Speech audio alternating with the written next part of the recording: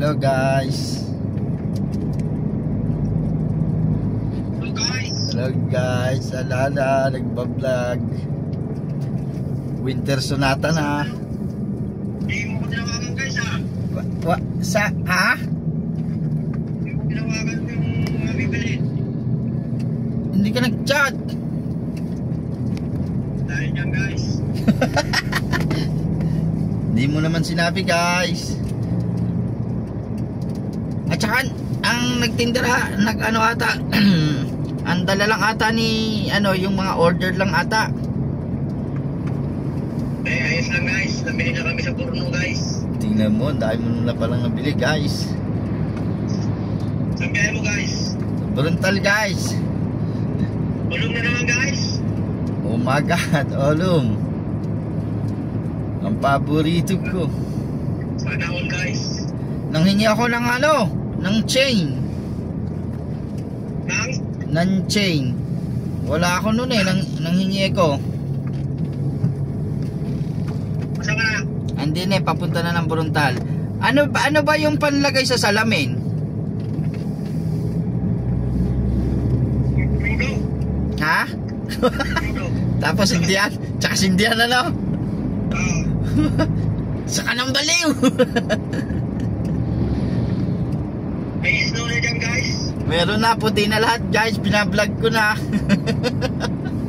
Saan yun? Dito sa may sigsag sa papuntang Bruntal, yung palusong. Puro snow na? Puro snow na lahat, kaputian. Alas 7 ka ako umalis eh. Wala namang oras eh. Nantay ko muna magpatangali. Nandun ka na guys sa... Hindi pa. Papunta pa lang ako. Inayos pa kasi yung ano, nag-request pa ako ng mga ano kailangan ko. Babang mo. Yung liquid sa salamin sa windshield. Yun nga, inaano ko, nakalimutan ko eh kung anong tawag dun eh. Yung pangtanggal sa yelo. Di ba?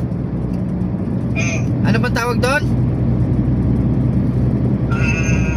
Use oil. Yes, oh. Saka ng baliw. Windshield washer. Ha? Windshield washer. Windshield washer. Hindi ko mabanggit kanina kay ano, sabihin ko sana ice, ano ba yun? Ano ba yun? Washing Ice baby. washing ice sana sabihin ko, ano ba, hindi ko anong tawag doon sa litik na yun eh. Basta sabihin mo lang windshield washer for winter. Alam na nila yun. Alam na nila yan.